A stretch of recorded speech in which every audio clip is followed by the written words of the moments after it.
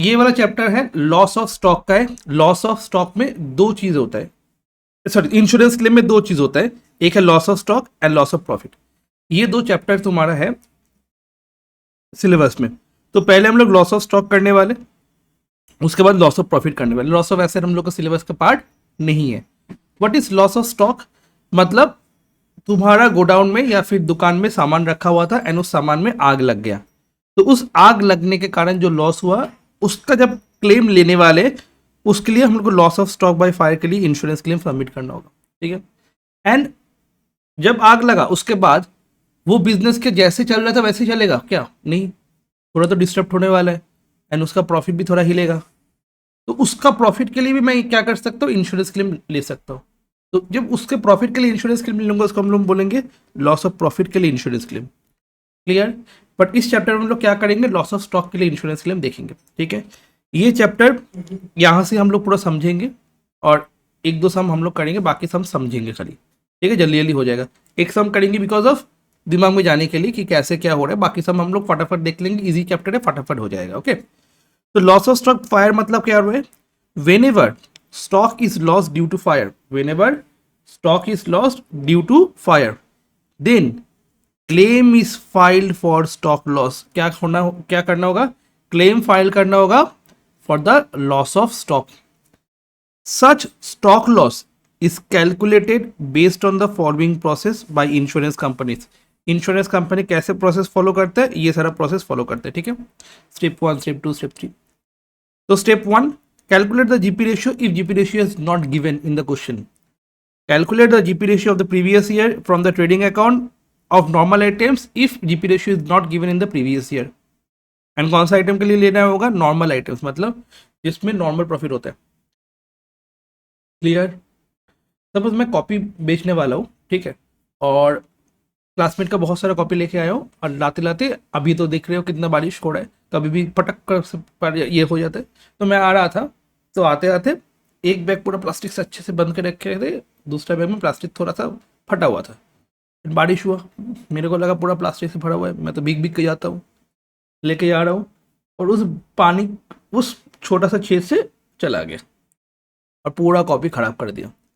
अब एक हाथ में जो कॉपी था जिसमें कोई पानी वगैरह नहीं गया, वो जो प्राइस में बिकेगा, और दूसरा हाथ में जो कॉपी था जिसमें पानी चला गया, वो भी सेम प्राइस में बिकने वाला है क्या? नहीं।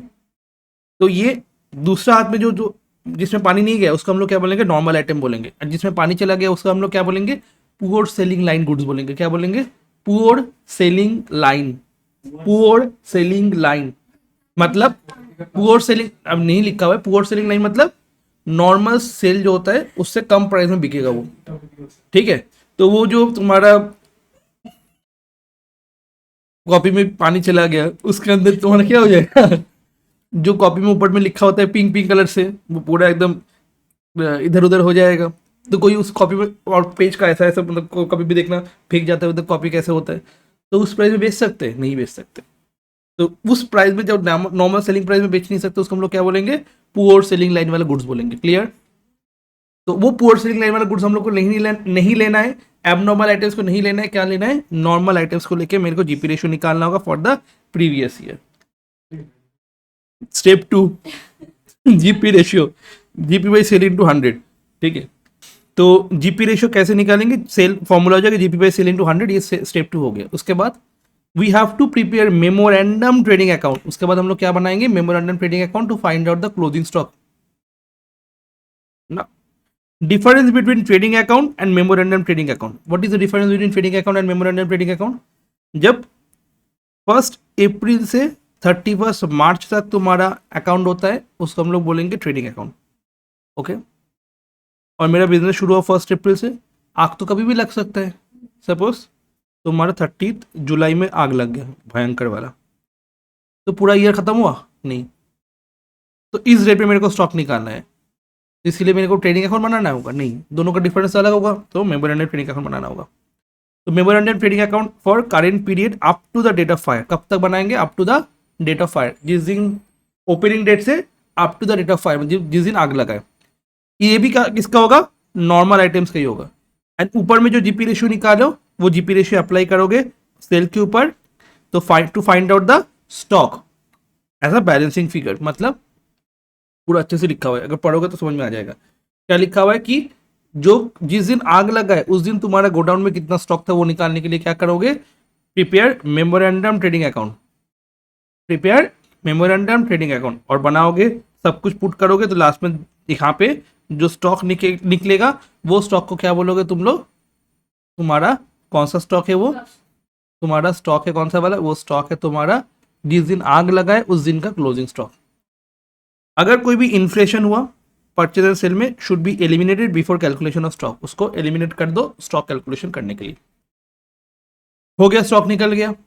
अब मेरा कितना लॉस हुआ मैं देखूंगा, तो स्टॉक ऑफ नॉर्मल आइटम्स मैं लिखूंगा कि stock of normal items step 3 से कितना निकला, उसके साथ इन्फ्लेशन को जोड़ूंगा, ठीक है। उसके साथ कोई भी अगर एबनॉर्मल स्टॉक है उसको जोड़ूंगा, वो भी तो जला है ना, उसके लिए पैसा नहीं लेंगे क्या, मतलब जो पुअर सेलिंग लाइन वाला गुड्स है उसके लिए पैसा नहीं लेंगे क्या, उसके लिए पैसे लेंगे। तो total stock on the rate of 5 मतलब जिस दिन आग लगा उस दिन कितना स्टॉक है, नॉर्मल आइटम कितना है, नॉर्मल आइटम स्टेप 3 से निकलेगा, उसके साथ इन्फ्लेशन जोड़ोगे, एबनॉर्मल आइटम्स कर दोगे, हो गया, ठीक है।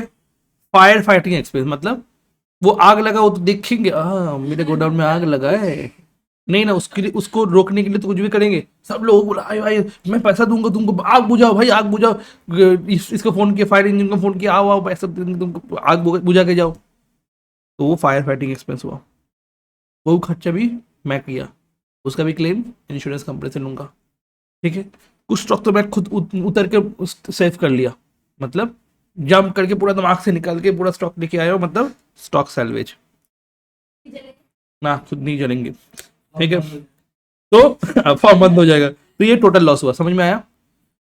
इससे ये दोनों प्लस माइनस करेंगे तो ये तो स्टॉक सैल्वेज मतलब जो स्टॉक हम लोग सेव कर लिए जलने से पहले, और फायर फाइटिंग एक्सपेंस मतलब फायर से फाइट करने के लिए जो एक्सपेंस हुआ, तो टोटल लॉस आ गया।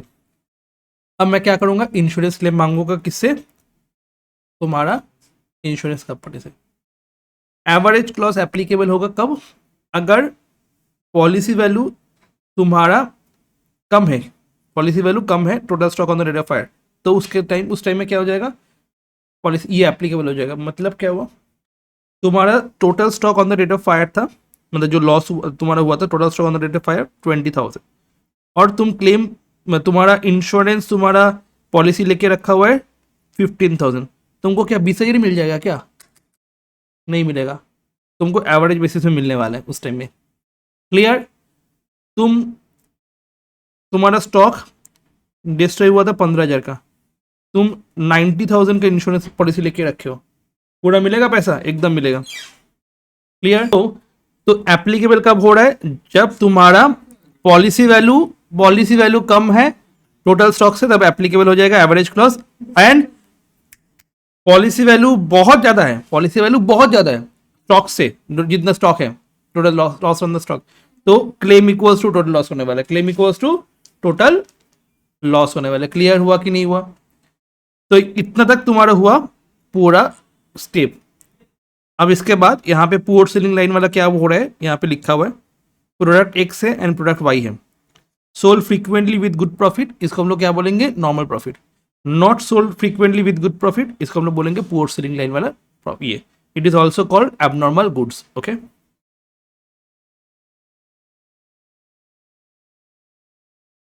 ठीक है, ये सारा क्वेश्चन है। तो फर्स्ट ये वाला क्वेश्चन है, देखो, the godown of purple limited caught fire on the date of 31st 12 2017. As a result, goods go down of the company were gutted, goods worth 41,360 could be saved, मतलब salvage। Stock दिया हुआ है, purchase दिया हुआ है, carriage दिया हुआ है, सेल्स दिया हुआ है, कमीशन पेड टू मैनेजर्स दिया हुआ है 2%, ग्रॉस प्रॉफिट 33/1/3। ओके, तो पहले तो ये फॉर्मेट एक बार बना लो, क्योंकि पहला सम एक बार करना है। हाँ छोड़ सकते हो, 3 पेज छोड़ दो, हो जाएगा आराम से, 1 2 3 पेज छोड़ दो, आराम से हो जाएगा। 4 पेज छोड़ दो ये क्वेश्चन लिखने के लिए, 4 पेज या 5 पेज छोड़ दो। ये तो फर्स्ट यहाँ पे ओपनिंग, अच्छा यहाँ पे जीपी रेशियो दिया हुआ है ऑलरेडी, देखो तुम्हारा जीपी रेशियो गिवन है 33/1/3, मतलब 1/3 होता है। When GP ratio is given in the question, then हम लोग को उस टाइम में ट्रेडिंग अकाउंट को प्रिपेयर करना जरूरत नहीं है, ट्रेडिंग अकाउंट प्रिपेयर करना जरूरी नहीं है। हम लोग डायरेक्ट किससे शुरू करेंगे, मेमोरेंडम ट्रेडिंग अकाउंट से। तो इसीलिए क्या किए, मेमोरेंडम ट्रेडिंग अकाउंट किए, क्यों, to find out the closing stock. तो हम लोग को पहला स्टेप में क्या करना होता है, जीपी रेशियो फाइंड आउट करने के लिए मेरे को ट्रेडिंग अकाउंट बनाना होता है। बट यहाँ पे जीपी रेशियो क्वेश्चन में ऑलरेडी गिवन है, दैट्स वाई ट्रेडिंग अकाउंट नहीं बना के मेमोरेंडम ट्रेडिंग अकाउंट बनाए। समझ में आया। तो in the books of purple limited memorandum trading account for the year ended, कौन सा दिन में, जिस दिन आग लगा। आग कब लगाए, 31/12/2017 को आग लगाए, तो 31/12/2017। ओके, जल्दी से पहले। सो अब देखो, नॉर्मल जैसे ट्रेडिंग अकाउंट बनाते, क्यों ये वाला साम अभी लिए, बिकॉज अभी हम लोग डिपार्टमेंट करके आए हैं, तो डिपार्टमेंट में ट्रेडिंग अकाउंट ऑलरेडी किए थे, तो उससे जल्दी जल्दी हो जाएगा। तो टू स्टॉक 66,000, बट ये स्टॉक क्या दिया हुआ है बताओ, यहाँ पे लिखा हुआ है stock on 1117 over valued by 10%, मतलब 10% ज्यादा वैल्यू है।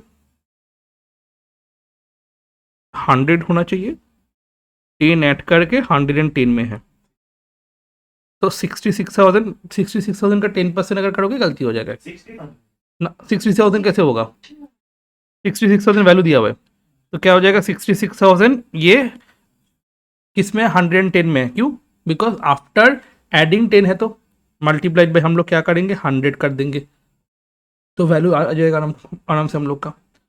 तो क्या हो जाएगा यहाँ पे, opening stock 66,000 into divide by 110 into 100। Clear, 10% over value था ना, तो मेरे को 100 था, 10% ओवर वैल्यू हुआ था, 110 हुआ था, तो 110 से 100 में आना है, तो डिवाइड करेंगे 110 से 100 करेंगे, तो 60,000 एक्चुअल स्टॉक था। पहले समझ लो, उसके बाद लिखना। उसके बाद टू परचेज 2,60,000, आराम से परचेज लिख देंगे, 2,60,000 हो गया। फिर दिया हुआ है carriage on purchase 1,600, carriage on purchase लिख देंगे 1,600। उसके बाद बोल रहे हैं commission paid to purchase manager 2% on purchase, तो परचेज मैनेजर के ऊपर 2% परचेज के ऊपर करेंगे, तो to commission to purchase manager 5,200 होने वाला है। कैसे, 2,60,000 के ऊपर 2% होने वाला है। ओके, फिर इसके बाद दिया हुआ है तुम्हारा सेल्स 1,80,000, तो बाई सेल्स करेंगे 1,80,000, बाई सेल्स कर देंगे क्या, 1,80,000। Okay, by sales 1,80,000, done. उसके बाद बोला है ग्रॉस प्रॉफिट 1/3 है, तो हम लोग क्या करेंगे, सेल के ऊपर 1/3 करेंगे तो ग्रॉस प्रॉफिट मिल जाएगा, इसको प्लस करेंगे, ये माइनस करेंगे, तो क्या मिल जाएगा मेरे को, stock on the rate of fire, जिस दिन आग लगाए भयंकर वाला, उस दिन में कितना स्टॉक मेरे पास गोडाउन में था। ये कहाँ से निकलेगा, मेमोरेंडम ट्रेडिंग अकाउंट से निकलने वाले। कौन सा चीज़ निकलने वाला है, जिस दिन आग लगा उस दिन में कितना स्टॉक था तुम्हारा। क्लियर, चलो जल्दी से ये वाला करोगे एक बार। सो इसके बाद हम लोग क्या करेंगे, स्टेटमेंट शोइंग तुम्हारा वैल्यू ऑफ स्टॉक लॉस कितना है और कितना अमाउंट ऑफ इंश्योरेंस क्लेम होगा वो निकालेंगे। तो इसके लिए क्या करना होगा, value of stock on the rate of fire कितना था, ये वाला। ओके, इन्फ्लेशन नहीं है, एबनॉर्मल कुछ भी नहीं है, तो टोटल स्टॉक कितना on the rate of fire कितना है, 206,800। ठीक है, फायर फाइटिंग कुछ नहीं था, बट मैं उछल उछल के कितना स्टॉक बचा लिया, स्टॉक सैल्वेज 41,360, तो टोटल लॉस आ गया कितना, 1,65,440। अब पॉलिसी वैल्यू गिवन है क्वेश्चन में, हाँ पॉलिसी वैल्यू गिवन है, कितना है, 1,60,000, policy value 1,60,000 and total stock on the rate of fire 206,800। दोनों में कंपेयर करना होता है ना, किसमें कंपेयर करना होता है, as per the notes, policy value and total stock on the rate of fire, policy value and total stock on the rate of fire, इसमें कंपेयर करना होता है। दोनों में कौन सा ज्यादा है, total stock on the rate of fire. When policy value is less than total stock on the rate of fire, then we have to use the formula जो कि है तुम्हारा ये वाला formula, total loss by total stock on the rate of fire into policy value. Okay,